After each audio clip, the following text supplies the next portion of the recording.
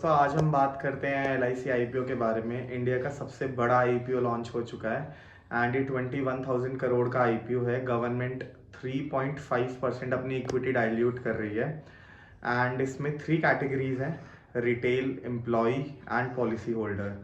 Government ने तीनों categories को डिस्काउंट दिया है। रिटेल पे 45 रुपीज़ का डिस्काउंट है जिससे कि फाइनल शेयर प्राइस पड़ेगा 904 and same discount employee category पे है। पॉलिसी होल्डर कैटेगरी पे 60 रुपीज़ का डिस्काउंट है जिससे पड़ेगा फाइनल प्राइस 889।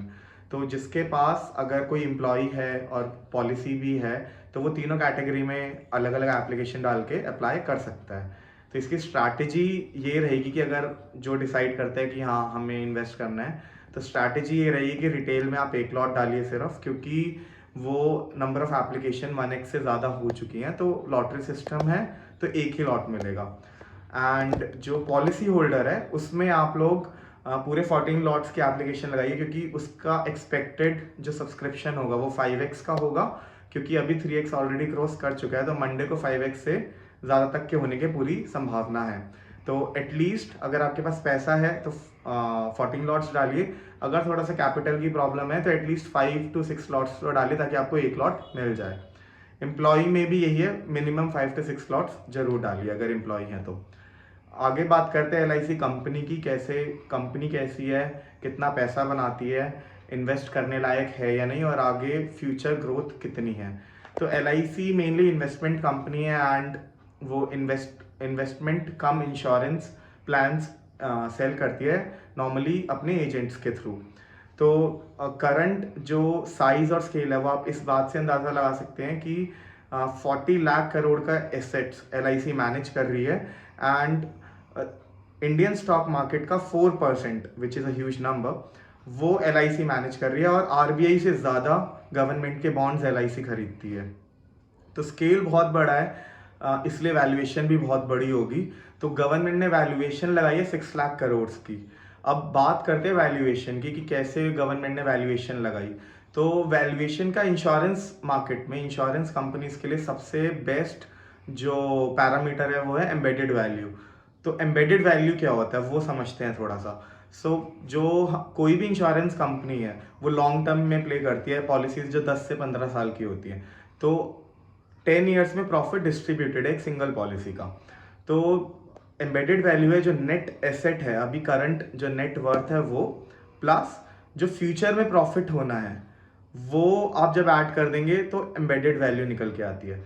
तो एम्बेडेड वैल्यू LIC की है 5.4 लाख करोड़ और मार्केट वैल्यू है 6 लाख करोड़। तो जो रेशियो आया वो आया 1.1, जो कि बहुत ही अच्छा है, बहुत कम है। गवर्नमेंट ने बहुत अच्छी वैल्यूएशन के साथ IPO निकाला है एंड इसमें जो प्राइवेट प्लेयर्स है जैसे SBI life, HDFC, ICICI prudential, उन सब का जो रेशियो है ये 2 से प्लस है, 2 किसी किसी का 3 से प्लस भी है। तो 1.1 जो रेशियो है वो बहुत ही अच्छा है।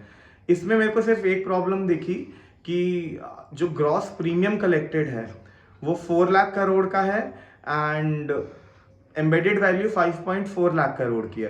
तो वो रेशियो जो आ रहा है वो 1.4 का आ रहा है, 1.35 1.4 का, जो कि प्राइवेट प्लेयर्स में 0.6 से 0.8 का। फॉर एग्जांपल SBI लाइफ जो 50,000 करोड़ का प्रीमियम कलेक्ट कर रहा है उसकी एम्बेडेड वैल्यू 30,000 करोड़ है। ये मैंने ग्राफ डाला है, इससे आप देख सकते हैं पूरा। मैंने चारों जो मेन प्लेयर्स है उसका एम्बेडेड वैल्यू और प्रीमियम कलेक्टेड के हिसाब से दिखाया हुआ है। तो वो मुझे थोड़ा सा मतलब प्रॉब्लम लग रही है, बट उसका सोल्यूशन शायद ये है क्योंकि LIC के एसेट्स बहुत बड़े हैं तो शायद इसलिए उसको इस तरीके से वैल्यू किया गया है। ये हम नहीं करते हैं, this is done by actuarial sciences. जो एक्चुरीज हैं उनका काम ही रहता है, ये रिसर्च रिपोर्ट में और एनुअल रिपोर्ट्स में ही जनरली मिलता है, तो इसे हम वैल्यू नहीं करते हैं।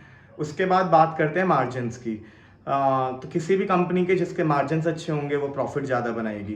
तो यहाँ पर LIC के मार्जिन्स जो है वो थोड़े कम है, वो 10% के आसपास है, उसे VNB बोलते हैं।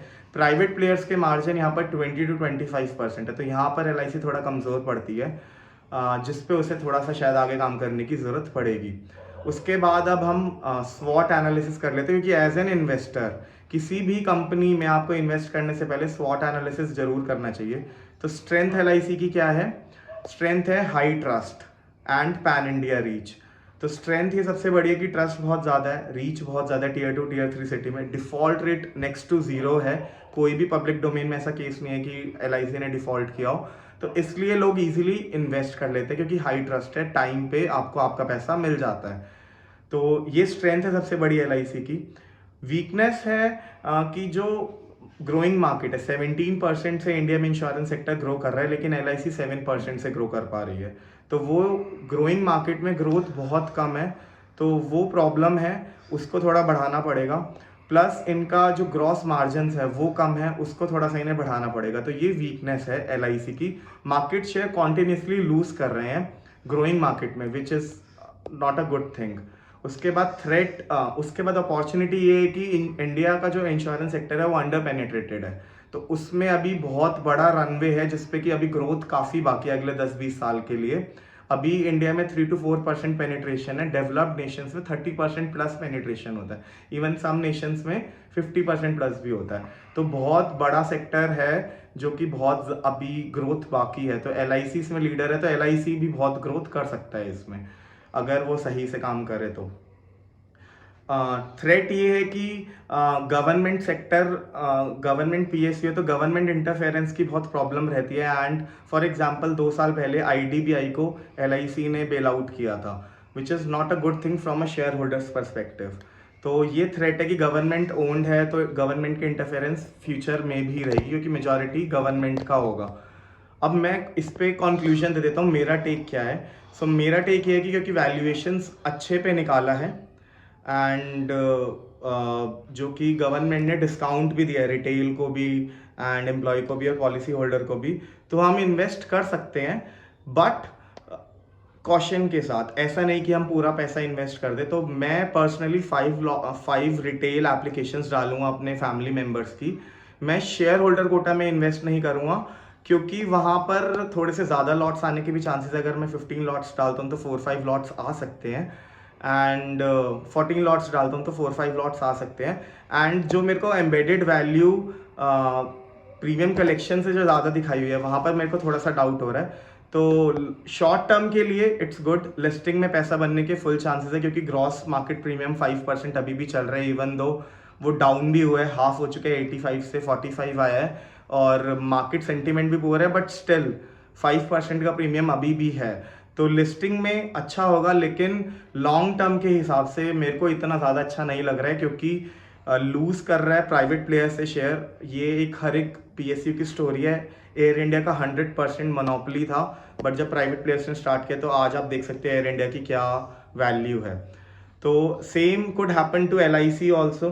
तो लॉन्ग टर्म के लिए ज़्यादा बहुत ज़्यादा अच्छा नहीं है, बट हाँ क्योंकि वैल्यूएशंस बहुत कंपेलिंग है, अच्छे वैल्यूएशंस पे निकाली गवर्नमेंट ने, तो हम इन्वेस्ट कर सकते हैं शॉर्ट टर्म के लिए एटलीस्ट। और मैं इसमें 5 एप्लीकेशन रिटेल की डालूंगा, पॉलिसी होल्डर में मैं नहीं डाल रहा हूँ। तो thank you for watching the video. Please like, share and subscribe if you like the video. Thank you.